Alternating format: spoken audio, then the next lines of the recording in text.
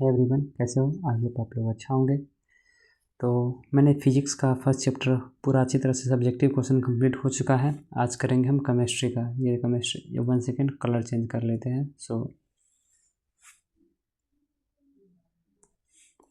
आज हम केमिस्ट्री का करेंगे और इसका मतलब मोस्ट इम्पॉर्टेंट क्वेश्चन होने वाला है केमिस्ट्री में भी। ये 2026 वालों के लिए काफ़ी इम्पोर्टेंट है ये क्वेश्चन, ठीक है। BSc 2026 इसमें वो क्वेश्चन कराया जाएगा जो सिर्फ इम्पॉर्टेंट है, बाकी फालतू का क्वेश्चन साइड किया गया है। इसमें क्वेश्चन 100% टारगेट एग्जाम को लेकर है। यहाँ सब्जेक्टिव क्वेश्चन देख सकते हो। क्वेश्चन मतलब एकदम इन ईजी हिंदी में है। टोटली बिहार बोर्ड 2012 के है 26 के लिए, ठीक है। तो ज़्यादा देर न करते हैं, वीडियो को स्टार्ट करते हैं। इसमें सब्जेक्टिव क्वेश्चन कराया जाएगा, इम्पॉर्टेंट रहेगा सिर्फ। अगर ये कर लेते हो तो इस क्वेश्चन से सब्जेक्टिव क्वेश्चन बाहर आने का थोड़ा मतलब ज़्यादा चांस नहीं बनता है। इससे मतलब सिर्फ इसी से रिलेटेड पूछा जाएगा, इससे बाहर नहीं आएगा। इस क्वेश्चन को अच्छी तरह से कंप्लीट कर लीजिएगा। चलिए फर्स्ट क्वेश्चन क्या है हम देखते हैं। ये देखिए MVVI ऐसा यहाँ देख सकते हैं MVVI है। MVVI question in easy answer 50 से 100 वर्ड में देंगे हम। मोस्ट इम्पॉर्टेंट रहेगा। मोस्ट VVI मतलब most very very important question रहेगा 2026 के लिए, बिहार बोर्ड के लिए। तो पहला क्वेश्चन क्या है, ठोस अवस्था क्या है। तो इसको समझते हैं, ठोस अवस्था क्या है। फर्स्ट क्वेश्चन हमारा है, इसका आंसर क्या है। जब किसी पदार्थ के कण आपस में जुड़े होते हैं, क्या है, जब किसी पदार्थ के कण आपस में बहुत मजबूती से जुड़े होते हैं, उनकी गति बहुत कम होती है, मतलब उनकी गति जो होता है बहुत स्लो होती है, कम होती है, और वह ठोस अवस्था में होता है, मतलब वो काफ़ी स्ट्रांग होता है। सपोज डेट मान लो कि ये 1 सेकेंड क्या हो गया, हाँ, मान लो कि ये एक लोहा का आती है, मतलब बॉल समझ लो। तो ये कितना ज़्यादा स्ट्रांग होगा, समझ में आ रहा है बात को। हाँ, तो यही है ठोस अवस्था। ठोस क्या है, ये ठोस है। ये मान लो लोहा का बॉल है तो ये ठोस हो गया, ठीक। तो वही ठोस की बात की जा रही है। ये ठोस अवस्था में होता है। ठोस का आकार और आयतन निश्चित होता है। जो ठोस है, मान लो कि हम ठोस ये बना दिए, ये ठोस है, इसका आकार जो हम रहेंगे वही रहेगा, ज़्यादा मतलब वो पिघलेगा नहीं जल्दी। वही ठोस, इसका आकार निश्चित होता है, ठीक है। उसका आकार क्या होता है, निश्चित होता है। ठोस का आकार, आयतन और निश्चित होता है। इसके कण एक दूसरे के पास बहुत होते हैं। इसमें किसी तरह का बहाव नहीं होता है। मान लो लोहा का कुछ भी पदार्थ हो, उसमें बहाव तो नहीं होगा क्योंकि वो बहुत काफ़ी स्ट्रांग होता है। जैसे एग्जांपल में समझ लो बर्फ़ है, लकड़ी है, लोहा, ये सब क्या है, ठोस है। लकड़ी हो गया, लोहा, ये सब नहीं पिघलता है। बर्फ़ हो गया, इसका बहाव नहीं होता जल्दी, ठीक है। तो फर्स्ट क्वेश्चन हमारा कंप्लीट हो जाता है। ठोस अवस्था क्या है। ठोस अवस्था को समझने में कोई दिक्कत आई होगी तो बताइएगा ज़रूर। ठोस अवस्था क्या है, फिर भी एक बार और समझाते हैं। ठोस अवस्था किसी पदार्थ के कण आपस मतलब ठोस पदार्थ जो है, किसी पदार्थ के कण आपस में बहुत मजबूती से जुड़े होते हैं। उनकी गति बहुत धीमी होती है, ठीक है। उस गति जो है बहुत धीमी होती है, तो वह ठोस अवस्था में होता है। तो क्या होता है, वह ठोस अवस्था में होता है। ठोस का आकार और आयतन निश्चित होता है। इसके कण एक दूसरे के पास होते हैं। इसमें किसी तरह का बहाव नहीं होता है। एग्जाम्पल के लिए बर्फ़ हो गया, लकड़ी हो गया, लोहा इत्यादि, ये सब याद रखेगा, ठीक है। तो हमारा फर्स्ट क्वेश्चन अच्छी तरह से कंप्लीट हो गया, ठीक है। चलिए नेक्स्ट क्वेश्चन पे चलते हैं। सेकंड नंबर क्वेश्चन, ठोस के प्रकार को बताइए। ठोस कितने प्रकार का होता है, ये भी जैसे ठोस क्या है, ठोस के प्रकार को बताइए। समझिए एक ही क्वेश्चन हुआ बट इसमें अलग अलग कर दिया गया है, तो इसको याद रखिएगा। ठोस के प्रकार अब पूछ रहा है, ठीक है। तो ठोस को प्रकार को बताना है। ठोस कितने प्रकार के होते हैं। ठोस 2 प्रकार के होते हैं। कौन कौन, क्रिस्टल ठोस और अक्रिस्टलीय ठोस। तो समझते हैं क्रिस्टल ठोस क्या होता है। तो क्रिस्टलीय ठोस क्या होता है, इसके कण एक निश्चित क्रम में होते हैं। इसका कण जो होता है एक निश्चित क्रम में होता है, ठीक है। जैसे कि एग्जाम्पल में नमक हो गया, हीरा हो गया, ठीक है। ये निश्चित होता है, या मतलब इसका गलनांक वगैरह ये सब नहीं होता है इसमें, क्रिस्टल में जो होता है। दूसरा क्या, अक्रिस्टलीय ठोस है। इसके कण अनियमित होते हैं। जैसे एग्जाम्पल में कांच हो गया, प्लास्टिक हो गया, ये टूटता है तो अनियमित प्रकार में बिखर जाता है। जैसे हीरा टूटेगा तो वो ज़्यादा नहीं बिखरेगा, नमक तो नमक ही होता है।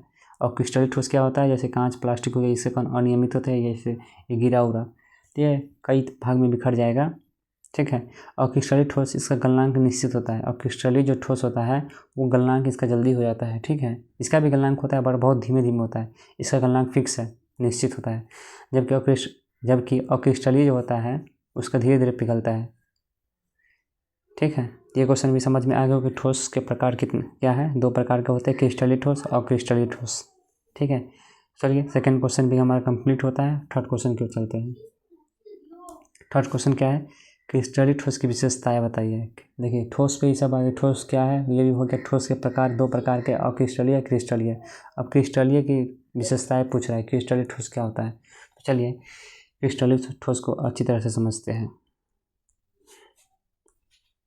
पहला है क्रिस्टलीय ठोस की विशेषताएं लिखे, मतलब 3rd नंबर क्वेश्चन है, इसका आंसर देखते हैं।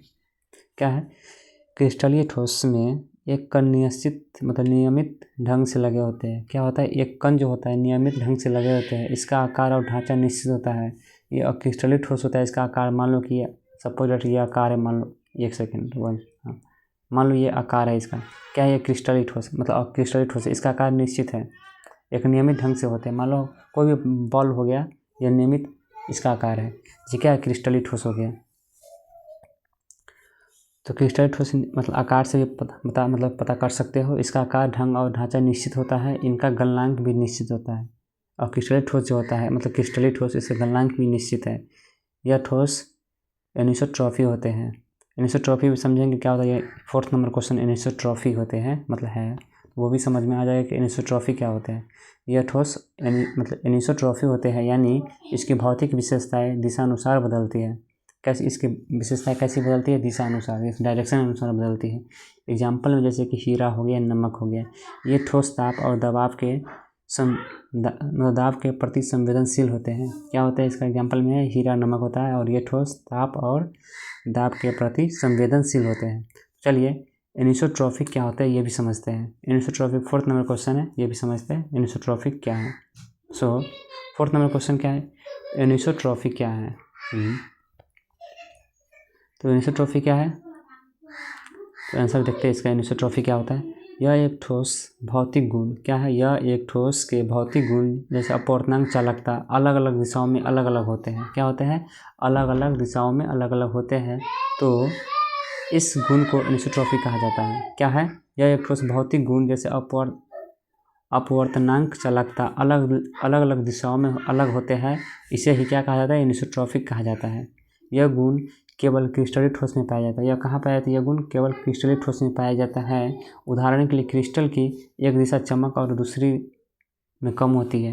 एग्जाम्पल क्या है, जैसे कि क्रिस्टल जो है, क्रिस्टल का एग्जाम्पल लेते हैं, उसकी एक दिशा में चमक होती है और दूसरी दिशा में चमक नहीं होती। जैसे कि एग्जाम्पल से बताते हैं, मान लो ये हीरा है, क्या है, ये हीरा है, इसको अगर एक साइड से देखेंगे तो इसमें जैसे तुम इस साइड से देख रहे हो तो इसका आधा भाग लगेगा बहुत चमकीला है, तो इस साइड से ये चमकीला नहीं रहता है। ठीक है, मान लो कि कोई व्यक्ति पकड़ के रखा हुआ इस हीरा को, तो इस साइड से तुम देखोगे तो ये बहुत चमकीला लगेगा, बल्कि पास से देखोगे इस साइड से वो चमकीला नहीं रहता है, बस नॉर्मली दिखेगा। तो यही क्या उदाहरण है, क्रिस्टल की एक दिशा चमक में अधिक होती है, दूसरी दिशा कम होती है। ये समझ में आ गया होगा। ठीक है, तो एनिसोट्रॉफी क्या है ये भी समझ में आ गया होगा। तो चलिए अब नेक्स्ट क्वेश्चन पे चलते हैं। क्या है, इकाई कोष यानी यूनिट सेल क्या है। तो यूनिट सेल को समझते हैं, क्या है यूनिट सेल क्या है। तो यूनिट सेल क्या है, इसका उत्तर क्या है, इकाई कोष जो है ठोस की सबसे छोटी संरचना होती है। क्या है, सबसे ठोस की क्या है, ठोस मतलब समझ में आ गया, जैसे कोई लोहा हो गया, पत्थर हो गया, ये सब इत्यादि क्या है, ठोस है। जो काफ़ी स्ट्रांग होता है वो ठोस कहलाता है। जो पानी क्या है, लिक्विड हो गया, ठोस क्या है, जैसे मिट्टी हो गया, लोहा हो गया, कंकर हो गया, पत्थर हो गया, ये सब क्या है, ठोस है। तो ठोस समझ में आ गया, मतलब ठोस क्या होता है। तो इकाई कोष समझते हैं, यूनिट सेल क्या है। इकाई कोष को इंग्लिश में यूनिट सेल कहते हैं। इसका आंसर देखते हैं। इकाई कोष ठोस की सबसे छोटी संरचना होती है। इकाई सेल क्या है, यूनिट सेल ठोस की सबसे छोटी संरचना होती है, जो पूरे क्रिस्टल की संरचना को दर्शाती है। यानी मान लो कि ये क्या है, ये ठोस है, इसमें यूनिट सेल क्या होगा, बहुत छोटा होगा, कहीं कहीं होगा, ये सब मिलकर ना एक ठोस बनता है। ठीक है, तो ठोस समझ में आ गया, मतलब ठोस के कारण यूनिट सेल होता है। तो यूनिट सेल बहुत छोटा होता है ठोस के तुलना में। ठोस में बहुत सारा यूनिट सेल होता है। ठोस में क्या होता है, बहुत सारा यूनिट सेल होता है। तो इकाई कोष ठोस की सबसे छोटी संरचना होती है, जो पूरे क्रिस्टल की संरचना को दर्शाती है। क्या दर्शाती है, पूरे क्रिस्टल की संरचना को दर्शाती है। इसे कई बार दोहराकर पूरा किया जाता है। ठीक है, यह एक त्रिविमीय आकृति होती है, या मतलब 3 आकार वाला होता है, ऐसे मतलब ऐसे समझ लो। ठीक है, ये 3 आकार वाला होता है, त्रिविमीय आकृति होती है, जिसमें कण का क्रम और स्थिति तय रहती है। क्या रहता है, कण का क्रम और स्थिति तय रहती है। तो यूनिट सेल क्या है समझ में आ गया होगा। यूनिट सेल फिर से एक बार बताते हैं।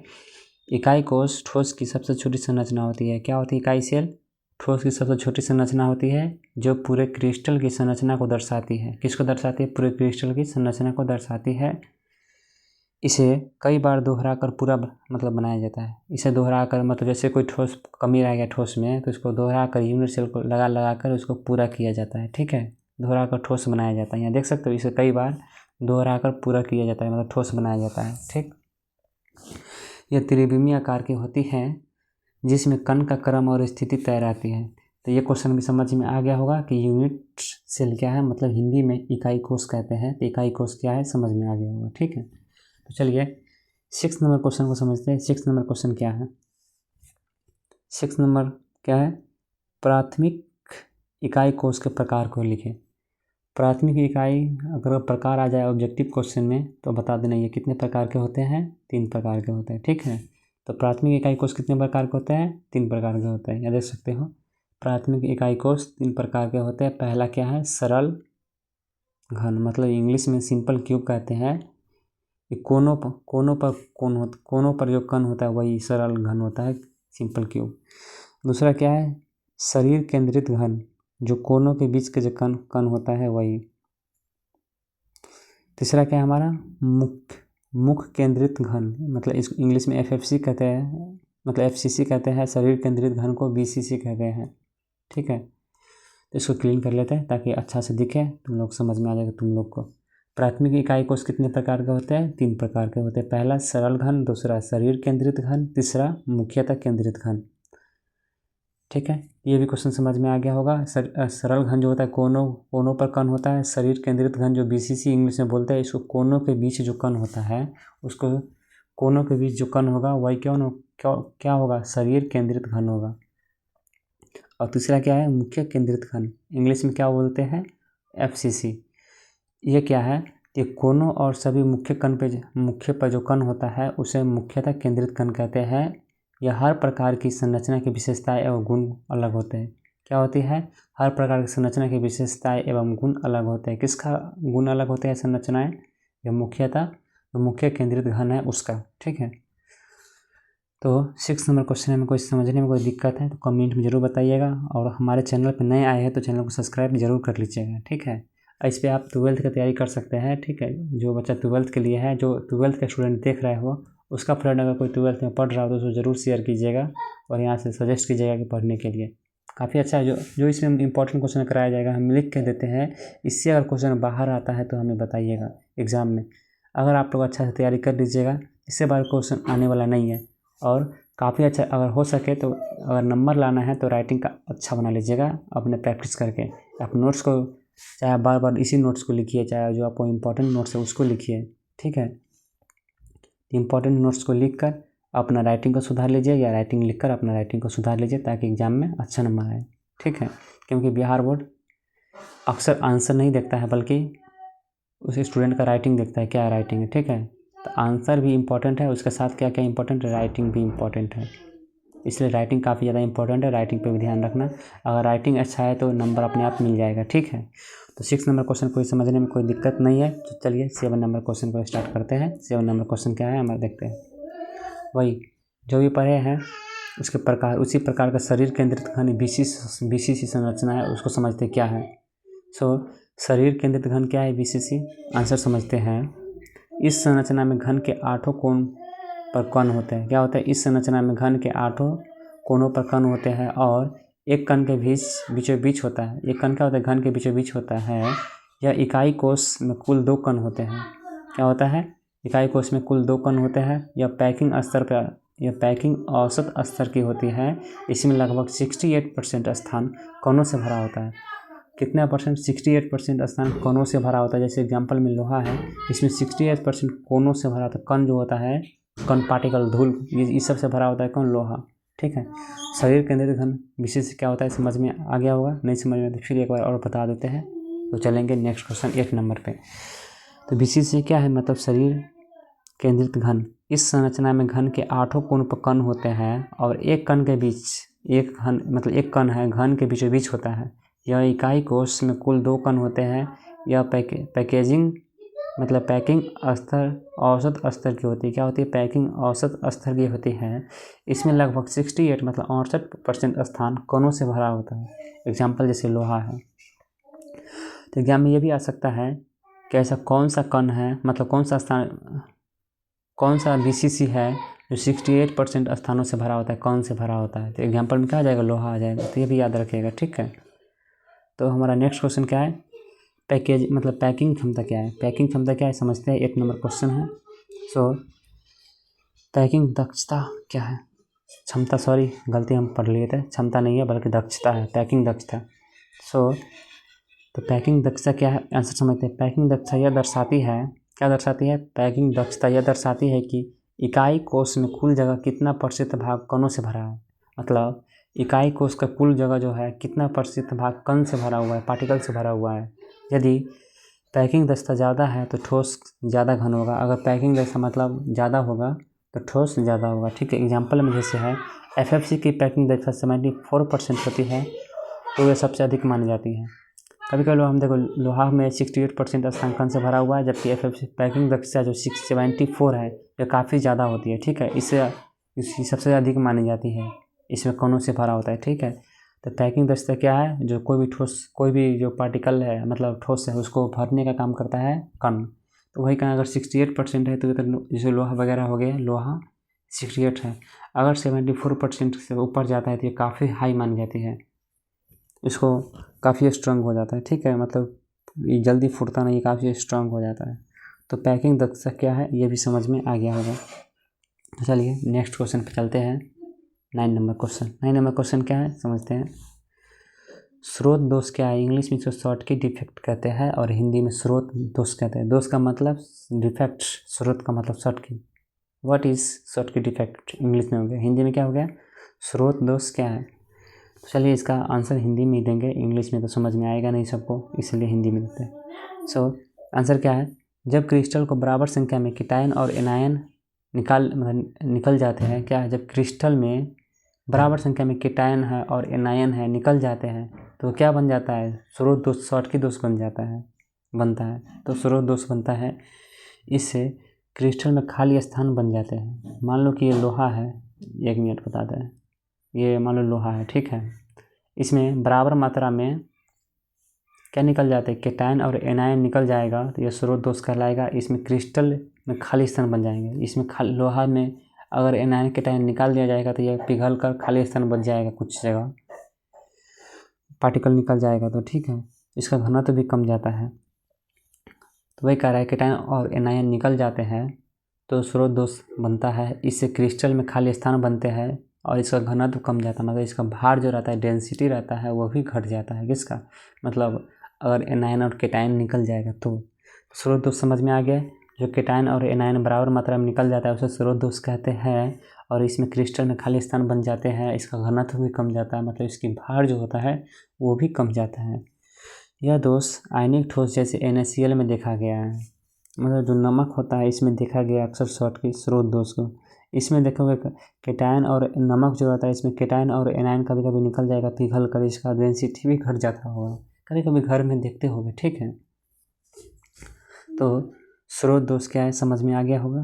तो चलिए नेक्स्ट क्वेश्चन क्या है हमारा? फ्रैंकल दोष क्या है, मतलब फ्रैंकल डिफेक्ट क्या है? 12 नंबर क्वेश्चन है। फ्रैंकल दोष यानी फ्रैंकल डिफेक्ट क्या है, ठीक है। इसका आंसर देखते हैं। अगर समझने में कोई दिक्कत हो तो कमेंट में ज़रूर बताइएगा, ठीक है।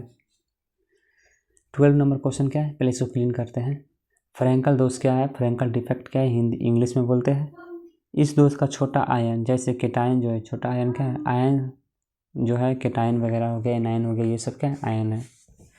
अपनी जगह छोड़कर किसी खाली स्थान में चला जाता है और इसका द्रव्यमान या घनत्व में कोई अंतर नहीं आता है, वही कौन होता है? फ्रैंकल दोष होता है। देखो जिसमें केटायन और एनायन निकल जाता है, घनत्व कम जाता है, उसे स्रोत दोष कहते हैं, ठीक है। शॉर्टकी डिफेक्ट कहते हैं।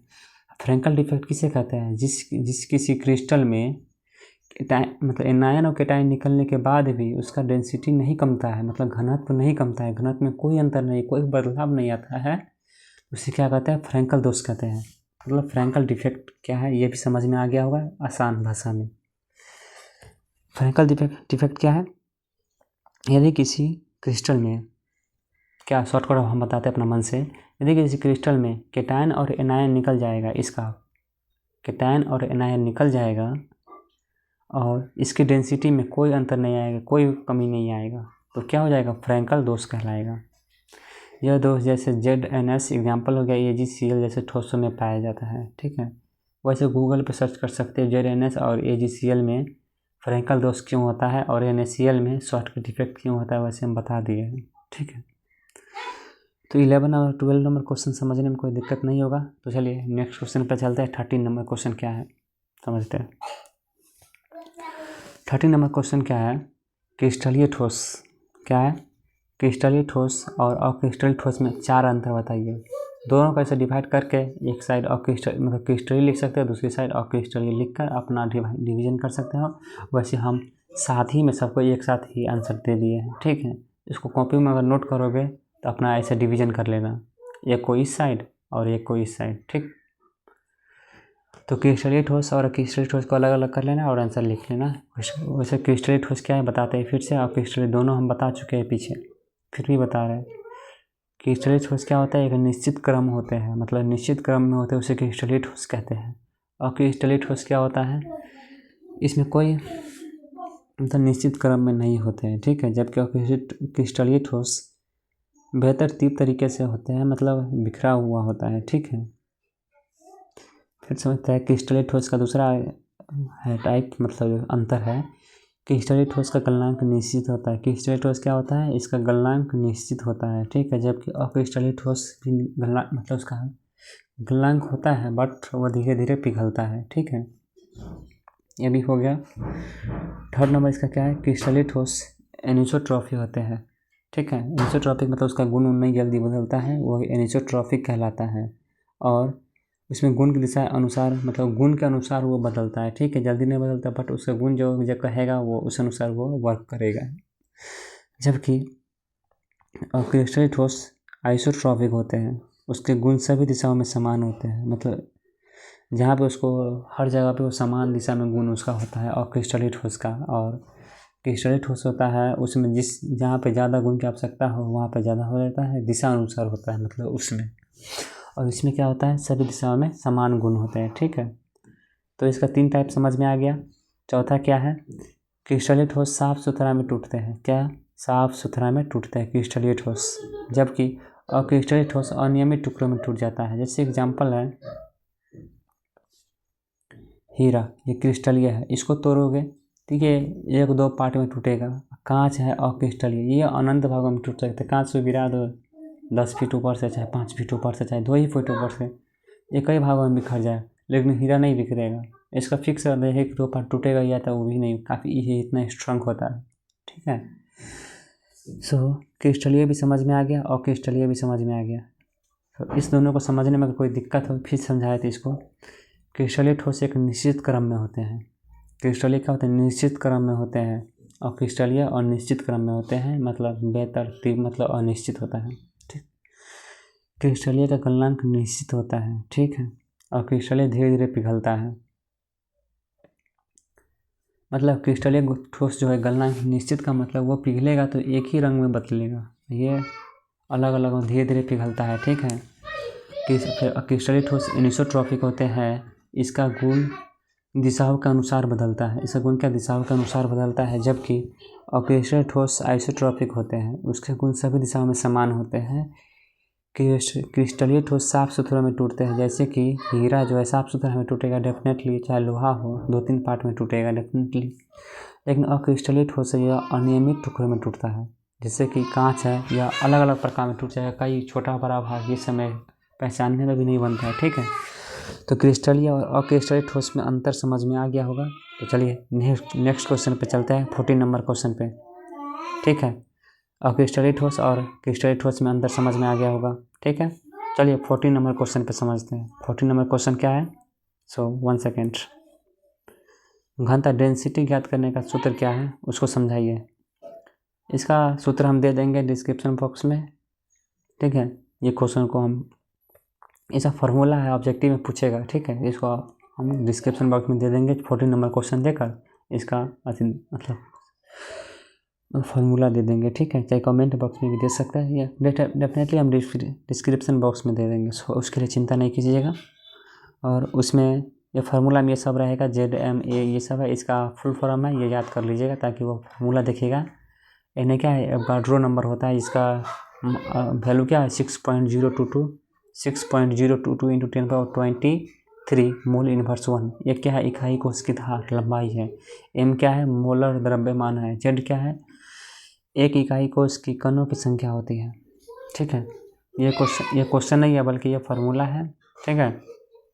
तो इसका फार्मूला हम दे देंगे। चलिए अगला क्वेश्चन चलता है 15 नंबर क्वेश्चन पे। 15 नंबर क्वेश्चन क्या है, अनुप्रस्थ दोष क्या है, उदाहरण बताइए इसका। अनुप्रस्थ दोष क्या है, इसको समझते हैं पहले। जब किसी क्रिस्टल की संरचना में कोई छोटा कण अपनी सामान्य जगह छोड़कर दो कोनों के बीच खाली जगहों में चला जाता है, उसे अनुप्रस्थ दोष कहते हैं। अनुप्रस्थ दोष क्या है, जब क्रिस्टल की संरचना में कोई छोटा कण अपनी सामान्य जगह छोड़कर दो कोनों के बीच जो खाली जगह है उसमें चला जाता है, उसे अनुप्रस्थ दोष कहते हैं। इसका एग्जांपल समझते हैं। इससे क्रिस्टल की घनत्व बढ़ जाती है। क्रिस्टल की क्या घनत्व, डेंसिटी, भार बढ़ जाती है, क्योंकि अतिरिक्त कण जुड़ता है। मतलब संरचना का कण इसमें से छोड़कर और जो दो कणों वाली बीच जगह खाली है उसमें चल जाएगा। मान लो कि दो जगह, मतलब ये कण यहाँ से, जैसे कि क्रिस्टल जो है इसमें छोटा कण इस सामान्य जगह छोड़कर जो दो कण वाली कण है, दो कणों के बीच जो खाली जगह उसमें अगर वो कण चला जाएगा तो डेफिनेटली इसका भार बढ़ जाएगा, मतलब वजन बढ़ जाएगा, डेंसिटी बढ़ जाएगा। तो इससे क्रिस्टल की घनत्व बढ़ती है, मतलब घनत्व जो है वो बढ़ती है। इसके अतिरिक्त इसका गुण कण जुड़ जाता है। यह दोष आमतौर पर छोटे आयन वाले ठोसों में पाया जाता है। यह कहाँ पाया जाता है, छोटे आयन वाले ठोसों में पाया जाता है यह दोष, मतलब एक डिफेक्ट जो है। उदाहरण जैसे लोहे के कार्बन में मिल जाना, जैसे लोहों में कार्बन जो मिल जाता है वही हो गया एग्जाम्पल इसका। इसे कभी कभी ठोसों के गुणधर्म भी बदलते हैं। यह दोष मुख्यतः धात्विक और आयनिक ठोसों में पाया जाता है, ठीक है। तो 15 नंबर क्वेश्चन समझ में आ गया होगा। चलिए 16 नंबर क्वेश्चन क्या है ये भी समझते हैं। 16 नंबर क्या है, विद्युत चालकता के आधार पर ठोसों का वर्गीकरण कीजिए। क्या है, विद्युत चालकता के आधार पर ठोसों का वर्गीकरण कीजिए। तो विद्युत चालकता के आधार पर ठोसों को 3 भागों में बांटा गया। पहला क्या है, कंडक्टर, मतलब चालक जो होता है। दूसरा क्या है, सेमी कंडक्टर, अर्धचालक। और तीसरा क्या है, कुचालक जो होता है, इंसल्टर है, ठीक है। तो पहले चालक समझते, चालक क्या है, जो विद्युत धारा आसानी से प्रभावित कर जाता है, मतलब जो अपने बॉडी से विद्युत धारा प्रवाहित कर देता है, पास करता है, उसे चालक कहते हैं, कंडक्टर कहते हैं। एग्जाम्पल जैसे तांबा है, चांदी है, इसमें अगर करंट लगाओगे तो यह पास आसानी से कर जाएगा, ठीक है। मतलब ये इसमें तांबा या चांदी में आसानी से चालकता